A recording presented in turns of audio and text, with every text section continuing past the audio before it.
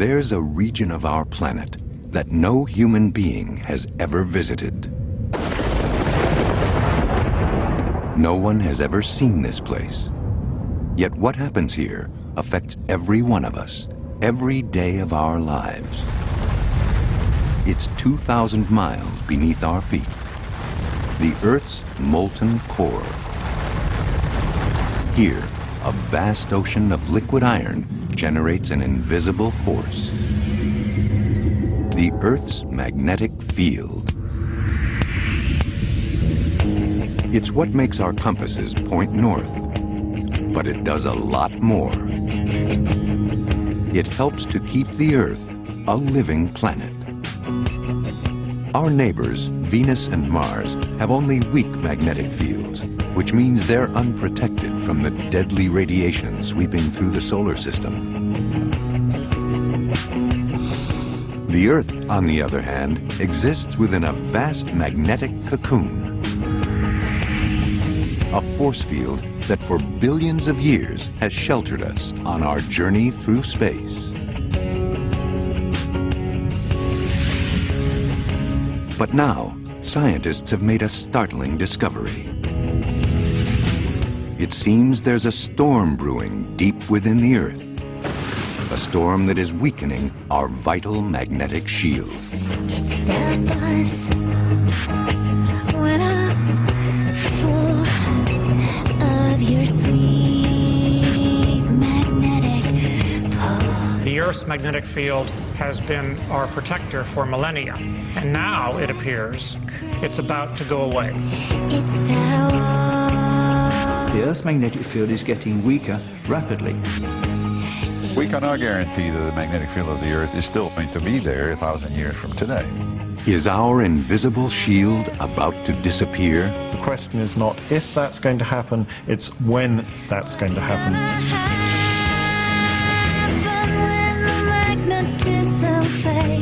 Could the Earth really lose its magnetic field? And what will happen if it does? Up next on Nova, Magnetic Storm.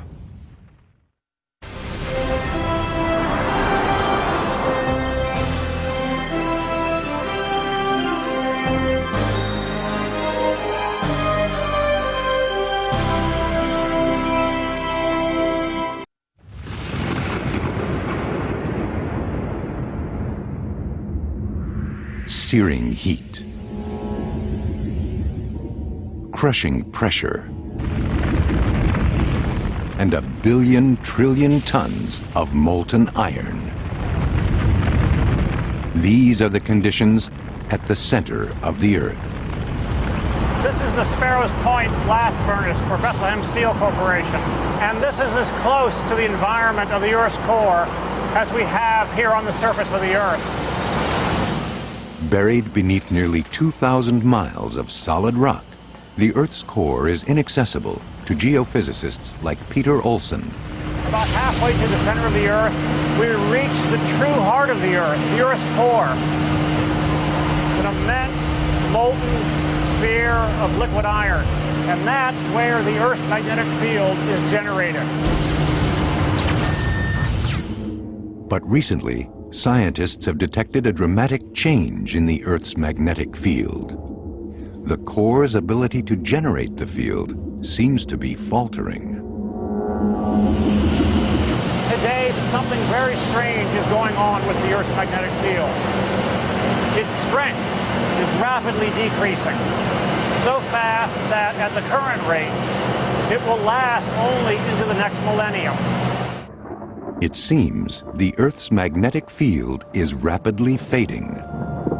A puzzle that is challenging scientists around the globe. It's quite surprising how little is understood about the Earth's magnetic field and how it's generated. It was a very intriguing problem, something that was screaming out for an answer. I often wished I could see the magnetic field. I'm motivated by the mysteries that are there. As scientists grapple with the complexities of the magnetic field, they realize that what is happening at the center of the Earth could change our world for generations to come.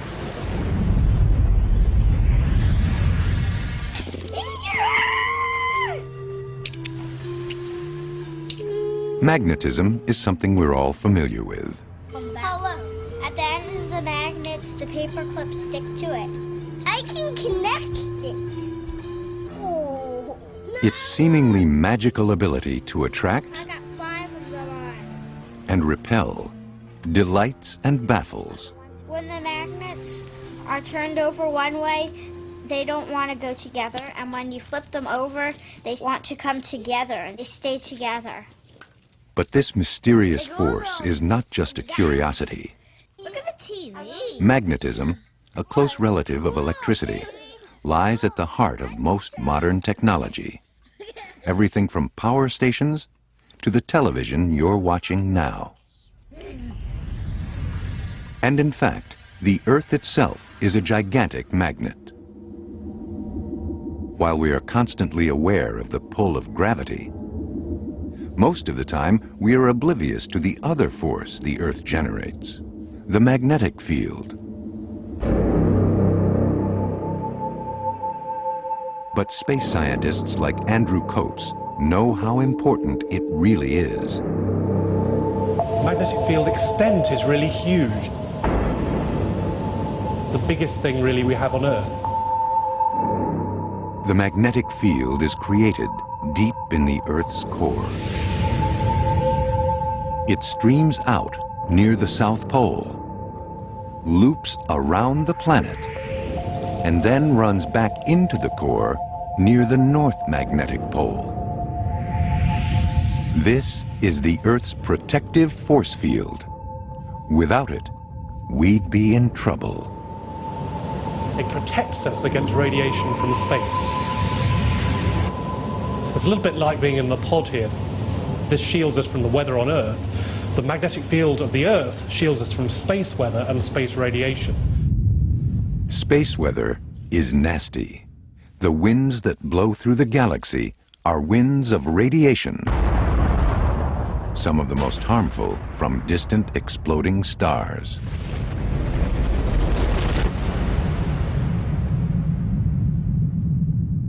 But there is another source which is much nearer, which is our sun. The sun itself is a thermonuclear furnace, and this flings off huge amounts of dangerous material in very large explosions.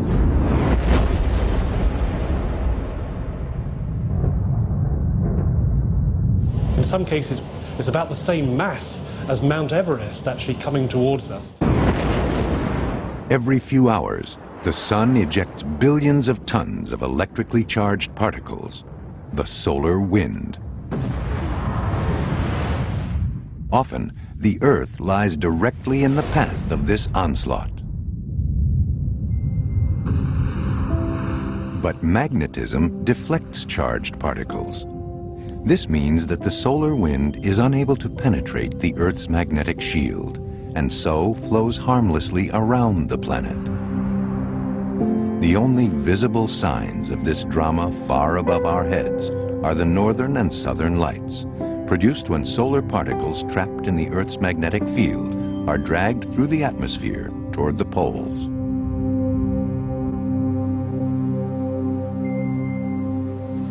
Now, we're lucky on the Earth we have the magnetic field which deflects the particles and protects us. But if we lost the magnetic field, there would be nothing to stop the radiation bathing the whole of the atmosphere, and the effect would be much more dangerous. But just how dangerous? What would be the ultimate consequences for planet Earth if the magnetic field were to disappear altogether?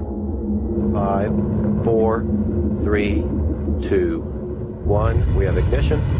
The answer has become clear only recently.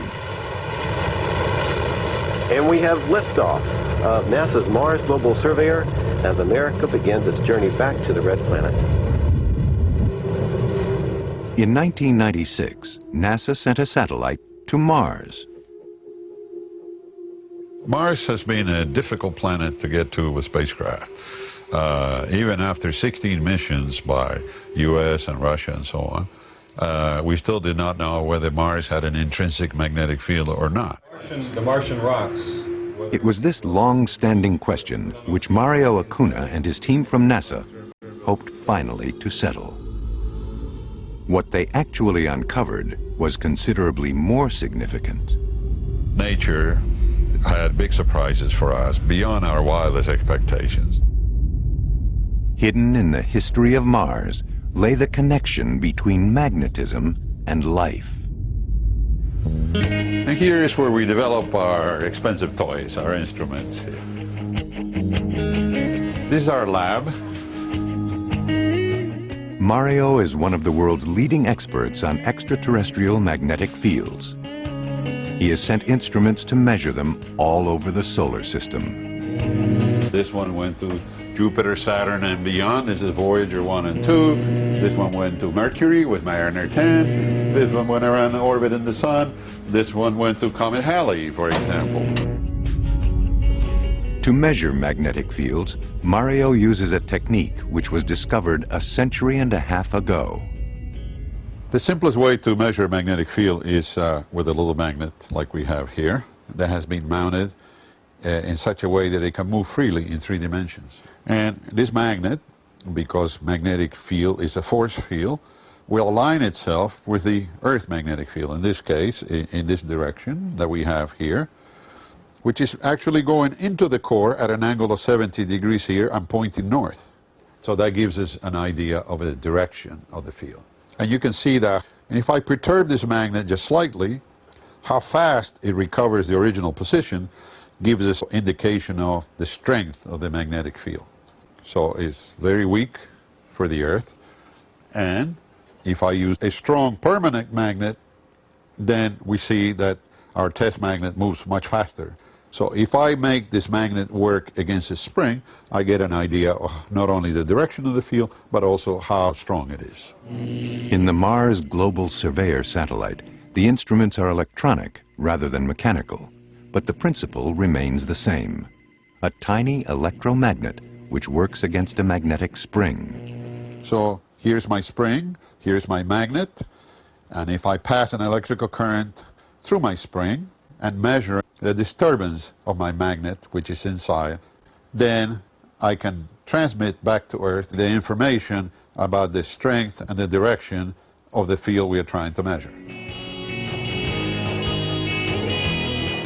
As Mars Global Surveyor started to send back data, it soon became clear to Mario and the team that today Mars has no overall magnetic field. But the satellite also detected signs indicating that that had not always been the case. We found these huge magnetic fields in the crust, and all of a sudden a completely unexpected and unknown planet, in a sense, emerged. Although there was no magnetism coming from the core of Mars, strangely, large areas of the surface were strongly magnetic.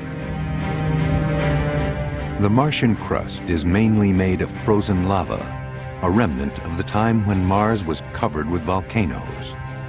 And there is a way volcanic rocks can get magnetized when they form.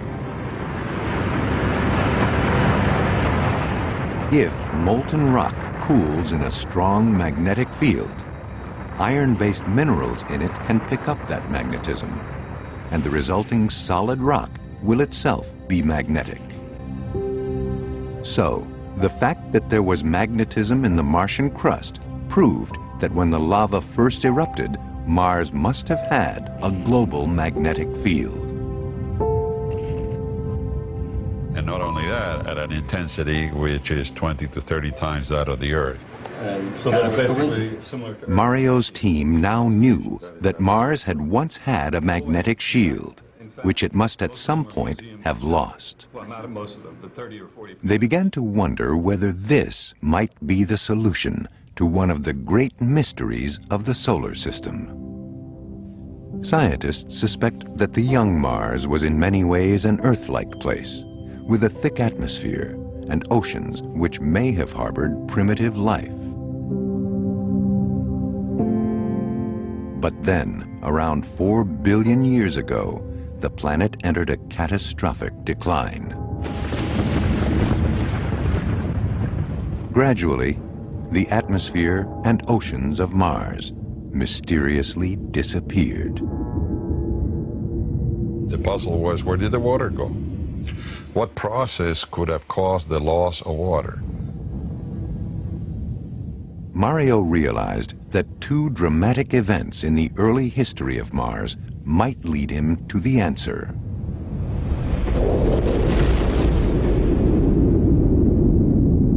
We found two very large impact basins in the southern hemisphere of Mars, which are Hellas and Argyre. There was absolutely no magnetization over them. In these basins, formed when two huge meteorites hit Mars, the rocks were strikingly free of magnetism. And that was odd, because the huge impacts must have melted the crust, and as it cooled again, the rock should have become magnetized by the strong Martian magnetic field. Yet, there was no trace of magnetism in Hellas and Argyre. Which immediately meant that they were formed after the magnetic field of Mars has ceased to exist. And the estimate is that these impacts took place more than 4 billion years ago. 4 billion years ago is when Mars was beginning to lose its water and atmosphere. Though not all scientists agree with him, Mario is convinced that the timing is not just a coincidence. If we shut down the magnetic field, then the solar wind has direct access to the atmosphere of Mars. Then we have a process which is equivalent to the erosion in a desert. The wind blows and it blows the sand away. In this case, the sand are atmospheric particles. Slowly but surely, the atmospheric gases, which includes water, are carried away and are lost to Mars. The loss of its magnetic shield could well have meant death for the red planet. Exposed to the wind of radiation from the sun, over millions of years, its atmosphere was gradually blown away, leaving the sterile world we see today.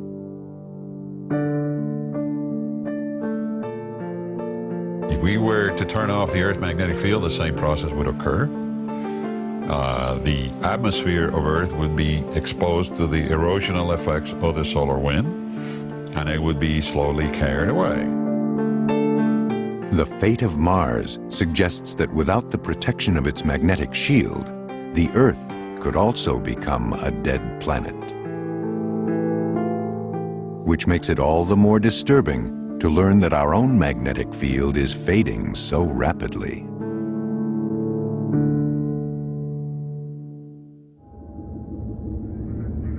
Evidence of that decline has come from a surprising source.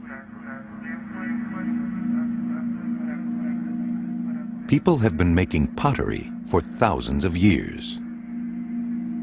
Archaeologists study pots to learn about ancient cultures, but these vessels have another story to tell. Pottery acts just like a magnetic tape recorder. It records the Earth's magnetic field when the pottery is first made. An ancient pot is a magnetic time capsule. John Shaw has learned how to extract from it a precise measurement of the strength of the magnetic field as it was in antiquity. Like volcanic rock, clay contains tiny pieces of an iron-based mineral called magnetite. At the microscopic level, magnetite contains lots of distinct magnetic regions, in effect, tiny magnets. But in raw clay, these microscopic magnets all point in different directions, so they fail to create an overall magnetic field. That means a lump of clay on the potter's wheel is not itself magnetic. Not yet, anyway. Now, the interesting part is when the pot's fired. The intense heat in the kiln erases all the magnetic regions. But as the pot begins to cool, new magnetic regions form in the magnetite. And as the regions reform, they align with the Earth's magnetic field, just like compass needles. With millions of tiny magnets all pointing in the same general direction, the pot itself becomes slightly magnetic. Once it has cooled, the magnetism is locked in. So if we take an ancient pot like this one, which is from Peru, when it cooled for the first time, it cooled in the Earth's ancient magnetic field, and it became magnetized in that field. And of course, if the field's very strong, then the pot's strongly magnetized, and if the field's very weak, then the pot's weakly magnetized. By examining pottery from prehistory to modern times, John has discovered just how dramatically the field has changed in the last few centuries. When we plot the results from the ceramics, this is what we see. Gentle changes as we come forward in time over 12,000 years, a gentle rise, and then a rapid fall as we come towards the present day. The rate of change is higher over the last 300 years than it has been for any time in the past 5,000. It's going from a strong field down to a weak field, and it's doing it very quickly. In 300 years, the field has fallen 10%, and the rate of decline is increasing. In just a few centuries, it could be gone altogether. So, is the Earth going the way of Mars? There's only one place to look for an answer: the inaccessible region where the field is generated, the Earth's core. There's a deep molten heart where these strange attractions start. But with no way to get to the core, Professor Dan Lathrop is playing with fire as he and his students try to build it in their lab. Yes, that heater wiring looks pretty good. They want to find out just what keeps the magnetic field going and what might cause it to disappear. Trying to test out the new IOS Emitronics probe. They model the liquid metal core with sodium because it's highly conductive and much easier to melt than iron. Sodium actually at room temperature is really a very soft metal. It's sort of cheesy. Of course, when we heat it up to around the boiling point of water, then it becomes liquid, and that's where we actually run the experiments. But it certainly is a hazard in the lab. If we put sodium down into some water, you get little explosions and burning coming off of it. What you're looking at here is a sphere which contains about 110 kilograms of sodium. When we run an experiment, we'll start spinning this ball like the Earth is spinning and make measurements of magnetic field that it generates on its own. What they're trying to create is a self-sustaining electromagnetic dynamo, because that's what they think the Earth is. Scientists have a theory about how the core generates the magnetic field. It's based on the close relationship of magnetism to electricity. In particular, the fact that electric currents create magnetic fields. Now, there's no electric current going through the coil to start with. The iron filings just go down like pepper in a pan, but if I turn on the electric current, then you can see the iron filings line up with the magnetic field that's produced by the current in this electric coil. So it's really currents inside the Earth's liquid metal core that we think gives rise to the magnetic field. But what gives rise to the electric currents? The answer to that is where things get complicated. Scientists believe that just as the electric currents produce the magnetic field, so the magnetic field produces the electric currents. The key is that the liquid metal in the core is in constant motion. If you take a moving conductor in the presence of a magnetic field, currents get set up inside the conductor.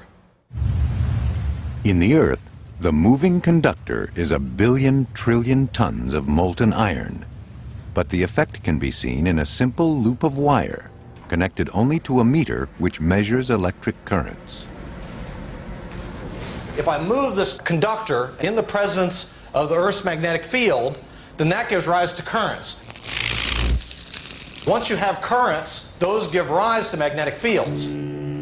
So it's kind of a curious loop that gets set up in the Earth's core. A little bit of magnetic field, couples into the motion of the liquid, gives rise to currents flowing in the core. Those currents cause more magnetic field, which cause more currents, more magnetic field. So it's kind of a feedback loop that can cause the magnetic field to just arise. If it works in the Earth's core, it should work in the lab. Scientists are not quite sure what got the Earth's dynamo started. It may have been stray magnetic fields from the sun. But to get a small-scale version going, Dan uses a powerful magnet. We apply a large magnetic field onto the sodium flow inside the sphere, and you can get a feel for how strong the magnetic field is. If we, Dan, turn on the magnets, we can actually see how they attract this chain quite strongly. Wipe out any bad credit cards you might have in a hurry. If the electromagnetic dynamo theory is right, then the field generated by their miniature core will be stronger than the field they started with, the magnetism rapidly growing by drawing energy from the motion of the liquid sodium conductor. It's something they haven't yet achieved, but already they have revealed a crucial clue to what might cause a planet's magnetic field to fail. Well, the different experiments that have been run have shown that a moving liquid metal is critical to getting the magnetic field to arise. So, if the core were ever to cool to the point where the liquid iron solidified and stopped moving, the dynamo would shut down. This may be why Mars lost its magnetic field so early in its history. Because Mars is a smaller planet, it will have cooled more quickly than the Earth. So there's a very good chance that Mars has simply become too cold to sustain an active dynamo. It could be that the liquid metal core just froze out at some point. But will what happened to Mars eventually happen to the Earth?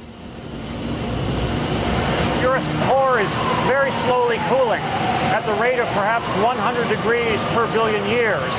So eventually, the whole of the core will freeze. At that point, the dynamo will die. But scientists calculate that the cooling of the Earth's core is so slow that that point lies billions of years in the future. The Earth's magnetic field has been around for a long time, at least 2 billion years.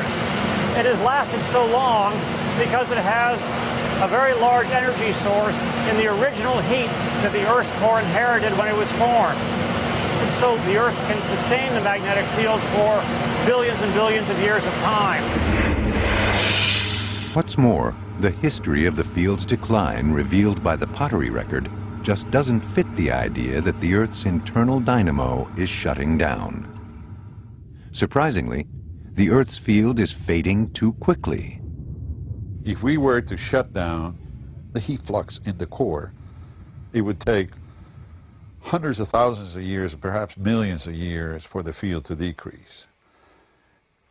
And that's not what we see. We see a field decrease which is much faster than that, so there is something else going on in the case of the Earth. But what? Searching for clues to what's happening deep inside our planet, scientists have turned their attention to a chain of volcanic islands in the middle of the Pacific.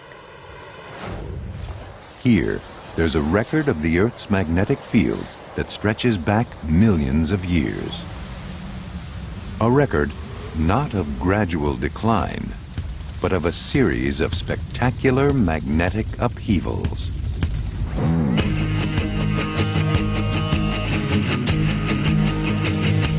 It's the buzz, what a fool of your sweet magnetic pull. It's the tug that I crave. It's how opposites behave.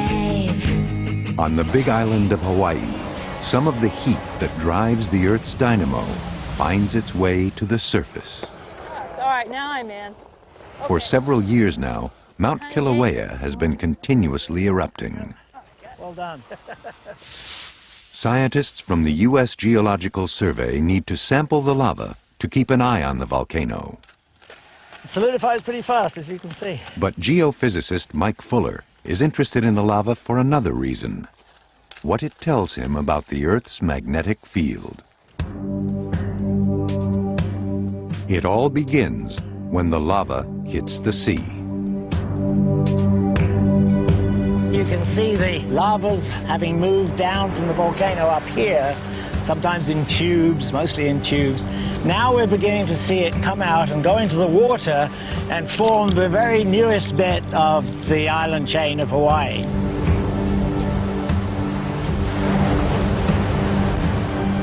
As this lava hits the seawater, of course, it really chills very, very fast. And a very wonderful thing happens. They actually trap in, they record the Earth's magnetic field. As they solidify and cool, these volcanic rocks are preserving a record of today's magnetic field. But the volcanoes of Hawaii have been erupting on and off for millions of years, building up the islands. Every layer of lava contains a record of the magnetic field at the time of that eruption.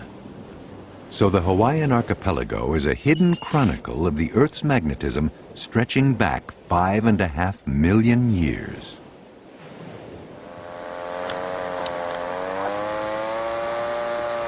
That record shows there have been many fluctuations in the field's strength, but it contains something else of great significance.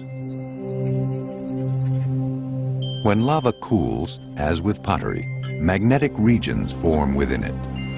Acting like microscopic compass needles, they record not only how strong the field is, but also in what direction it is pointing. Today, the Earth's magnetic field runs from south to north, which is why compass needles point toward the North Pole, and recent lava flows record a field pointing north. But 50 years ago, when scientists measured the magnetism trapped in older lava samples, they made a startling discovery.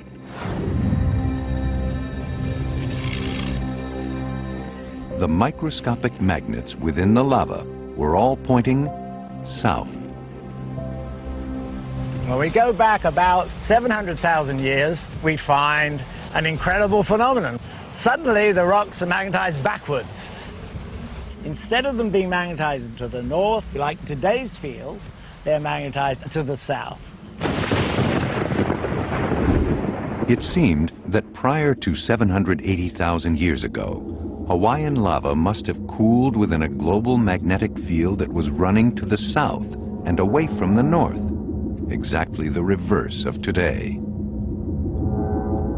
The bizarre implication was that at some point, the entire global magnetic field had done a sudden 180-degree flip, completely reversing direction. It was hard for people to accept. They did not like the idea of the field reverse. It took about 50 years to convince people of this. But eventually, that was established, and really by work on this island, because if you keep on going down, you would find that after about another couple of 100,000 years, then it changes again, and you see this sequence going on. And as they examined samples from older and older lava, scientists found more and more reversals. On average, one every 200,000 years. And so by the time people had done that, it was pretty obvious that the field did indeed reverse. But if the field has reversed so often in the past, it must surely do so again in the future. That the Earth's magnetic field reverses is an extraordinary phenomenon. But this reversal process is quite common. The last reversal was, 780,000 years ago. Before that, there was one about 200,000. Before that, again, actually less than 200. So in a sense, we are a bit overdue for a reversal. So is this why the field is growing weaker today? Could it be getting ready to flip? Scientists needed to discover whether there was a link between changes in the strength of the magnetic field and changes in its direction. It was a very intriguing problem, something that was screaming out for an answer, and computers were becoming powerful enough to actually solve a full set of equations that describe convection in the core of the Earth and how that motion generates a magnetic field. In the 1990s, physicist Gary Glotzmeyer decided to embark on a very ambitious experiment. He put all the essential facts that scientists had learned about the Earth's molten core into a computer model, dozens of equations describing its dimensions, temperature, viscosity, and so forth. Then he let the model run to see how the magnetic field would evolve over hundreds of thousands of years of simulated time.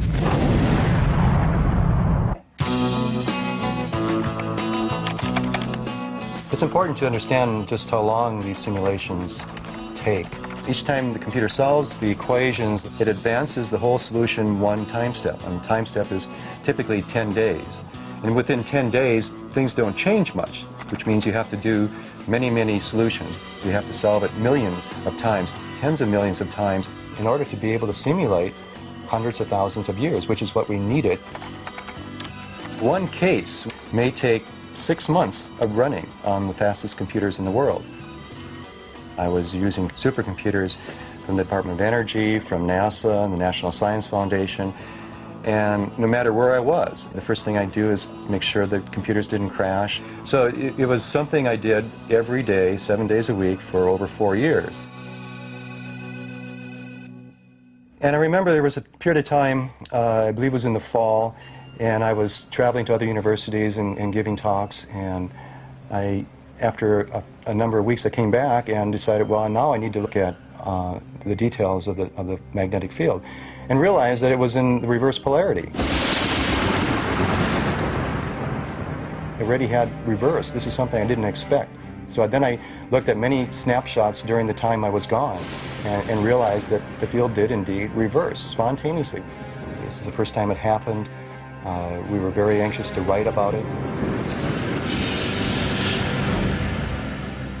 It was really exciting. And as the experiment continued, so did the reversals, every 100,000 years or so of simulated time. And crucially, each time the field reversed, the process began the same way. What's interesting is whenever it has reversed its polarity, its direction, that happened when the magnetic intensity was very weak. So it was decreasing, decreasing. Finally, when it was the dipole part of the field was very weak, then the field reversed. Here was the evidence that what we are seeing today, a loss of field strength, is indeed linked to the onset of reversals.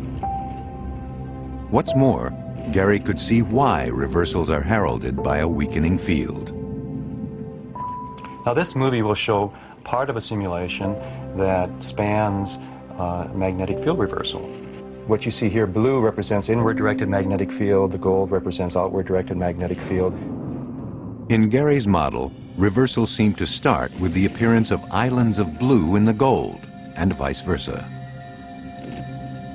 These are magnetic anomalies, regions of the core where the field is already flowing the wrong way.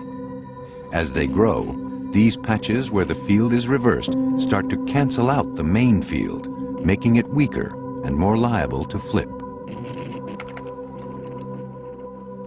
You see, as the time goes on, the field becomes more and more complicated, and then you get an anomaly growing in the northern hemisphere where magnetic field now is going out. There is a reversal. Now the magnetic field is outward in the northern hemisphere and inward in the southern hemisphere. So now the burning question is what's happening in Gary's model reflected in the real Earth? Is the 300-year decline in our field, which the pottery reveals, the work of magnetic anomalies brewing deep in the core beneath our feet? If so, then a reversal really could be in the cards. If the north isn't true, will I lose my way to you? Amazingly, there are detailed records that cover exactly this 300-year period. The logbooks of Her Majesty's Navy. For as geophysicist Jeremy Bloxham has discovered, 18th and 19th century sailors were obsessed with the magnetic field.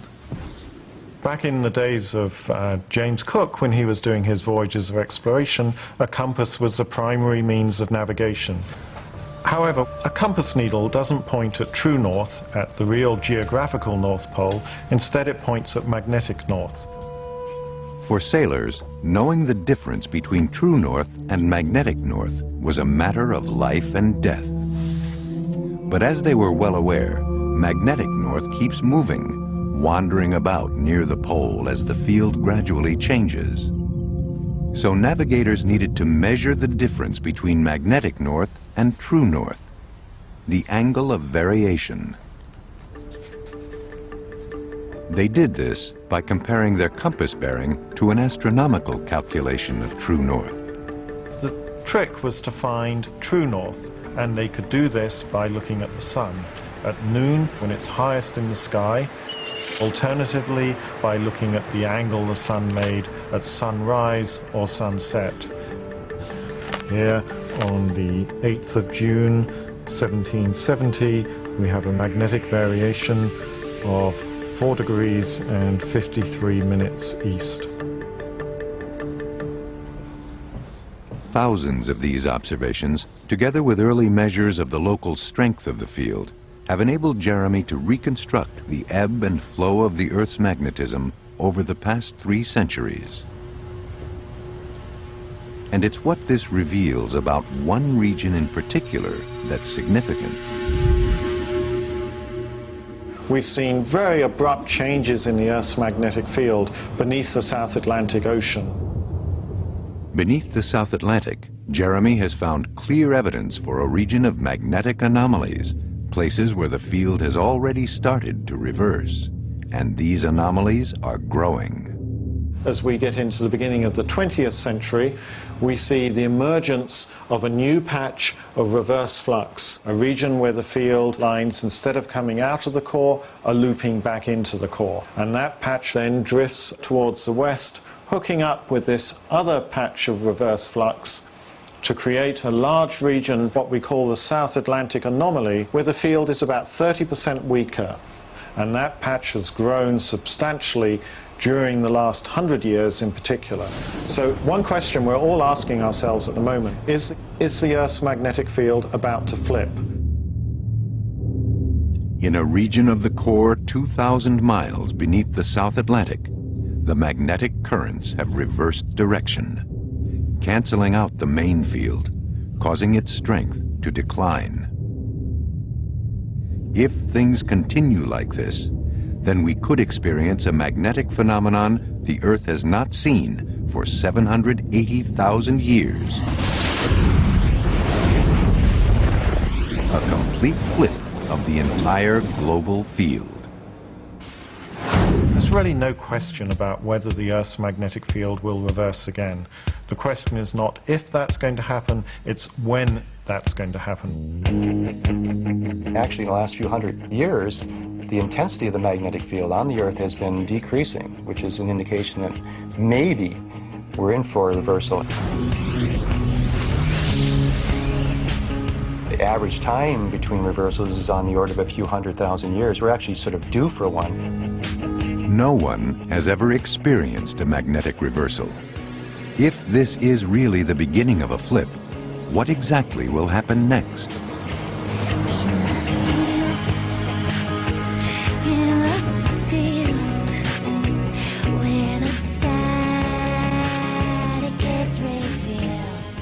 One man who may know is geologist Rob Coe.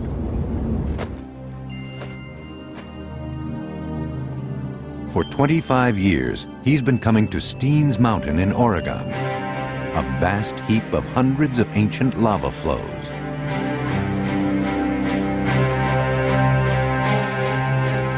"16 million years ago, there was a huge series of eruptions here.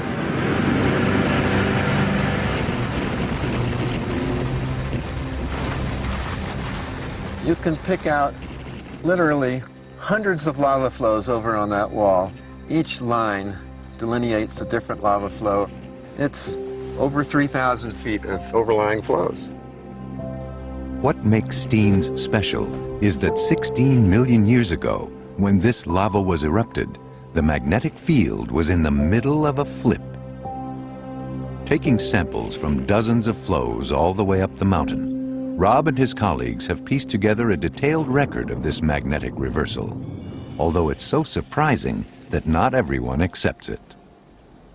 What we found as it started to reverse was the strength of the Earth's field decreased dramatically by 80 or 90%. The field started out pointing south, but as it weakened, the direction of the field began to change erratically. After 300 years, it had swung a full 180 degrees to point north, and the field's strength started to recover. But it couldn't hold that polarity, and it fell back to reversed, and the intensity crashed again. Once more, the Earth's magnetic shield practically disappeared, this time for 3,000 years.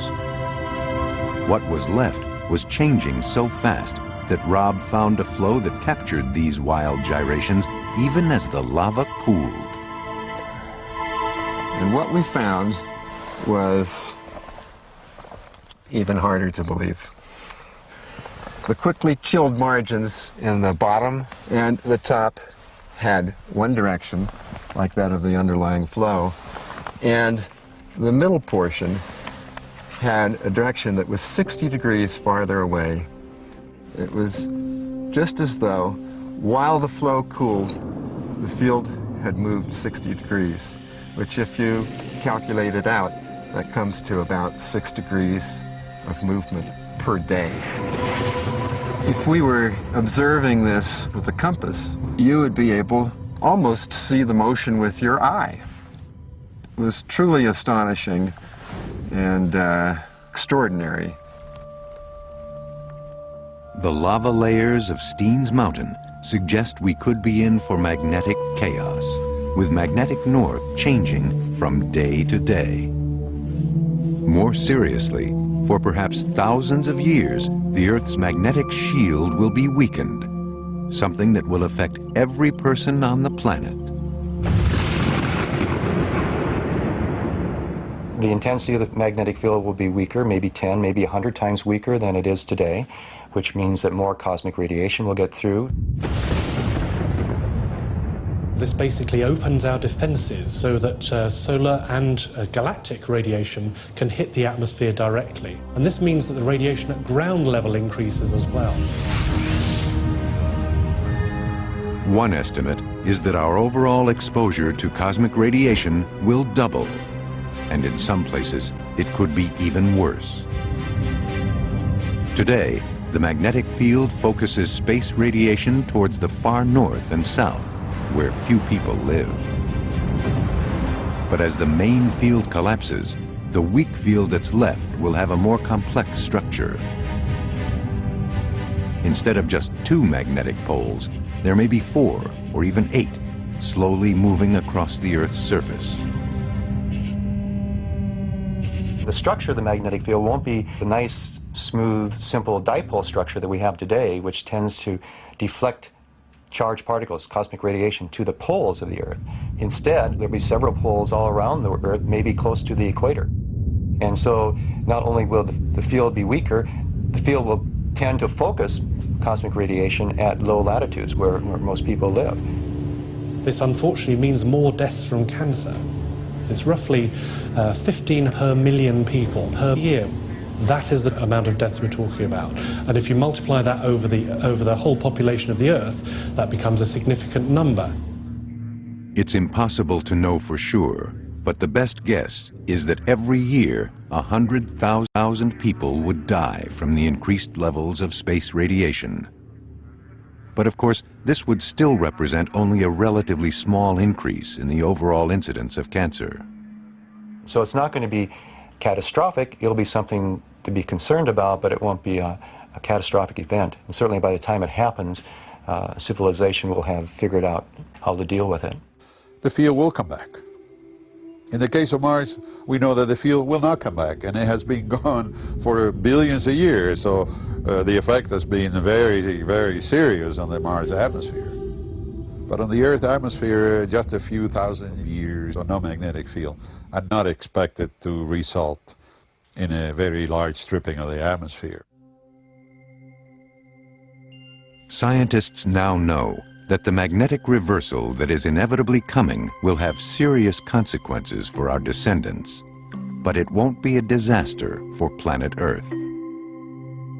And as our children's children's children wait for North to become South, they may find that a world without a strong magnetic field has its compensations. The great thing is that it would be possible to see the aurora just about every night, all over the Earth. So London behind me, for example, we might be able to see great aurora just about every night of the year, shimmering and moving in the sky as the solar wind hits the atmosphere directly and it glows like a neon light.